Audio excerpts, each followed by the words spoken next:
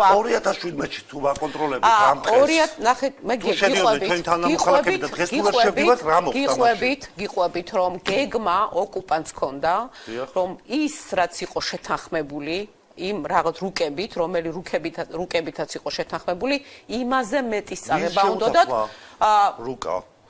ჩვენ არაფერი არ შეგვეთანხმებია მაგაცთან. რუსეთთან როდის იყო რამე შევათანხმეთ, რომელიმე ტერიტორია მაგათთან. რას ლაპარაკობთ? ერთი წუთი. ამ შევათანხმეთ რამე, როდის სოფო ტერიტორიები უნდა გადაგვეცა? ნახეთ 2008 წელს აგვისტოს ომის შემდეგ ხომ მოხდა შეთანხმება. ცეცხლის შეწყვეტის. რა თქმა უნდა.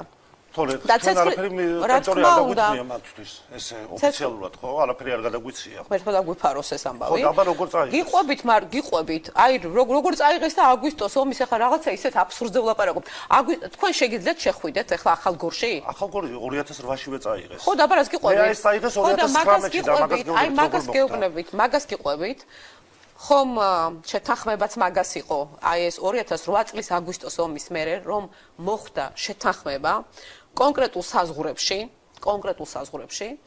ამ აგვისტოს ომის მერე რომ მოხდა შეთანხმება კონკრეტულ საზღვრებში ამ საზღვრების იქეთ უნდათ აი მოგისმენიათ მე კიდეც იყო ასეთ განსხვავებულ თრუსოს ხეობაც ჩვენიაო ეს გეგმა ქონდა ოკუპანტს და ამ გეგმის განხორციელების შესაძლებლობა არ მივეცით. ქართული ოცნება დღეს ცდილობს შექმნას გამრუდებული რეალობა, გამრუდებული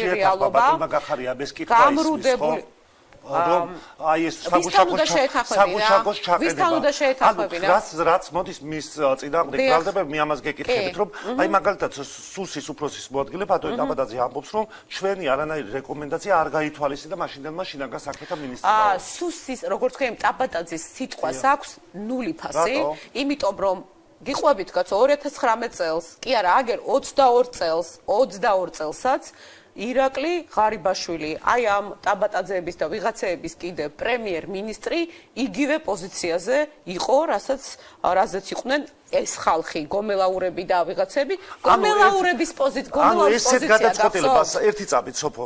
ესეთ გადაწყვეტილებებს ესეთ გადაწყვეტილებებს საგუშაგოს გახსნასთან დაკავშირებით კონფლიქტის ზონასთან ერთპიროვნულად იღებს შინაგან საქმეთა მინისტრი, ანუ არავისთან არ ჭირდება შეთანხმება, ამას გეკითხებით მე თქვენ. საიდან მოიტანეთ ახლა ეს რომ ერთპიროვნულად მიიღო ანუ ამას ედავებიან მას. კი, ისევე როგორც მანამდე ედავებოდნენ რომ არის კოკაინში კი, მანამდე დააბრალეს კიდე იმ პერიოდში დააბრალეს რომ სააკაშვილს შეხვდა, კიდე უამრავი ბრალდება მოვისმინეთ და კიდე ვისმენთ უამრავ ბრალდებას. ხო და ეს არის ყველაფერი ტყუილი და კიდევ ერთხელ ტყუილი, იმიტომ რომ ბატონი გომელაურის განწყობა ეს ხომ ახლა მოხდა. ეს ხო არ არის 150 წლის წინანდელი ამბები რომ არ არსებობდეს არქივი, არ არსებობდეს მათი განცხადებები. ვახტანგ გომელაურის რაღაც გამოსვლა ფრაზა რომ აი თუ რამეს იზამდნენ რა ცეცხლსაც გავხსნიდითო აი მაშინ ესეთი იყო კუნთმაგარი და ესე ამბობდნენ გეუბნებით ქართული ოცნების პრემიერ-მინისტრი 22 წელს იგივე პოზიციაზე იყო ამიტომ იგივე არის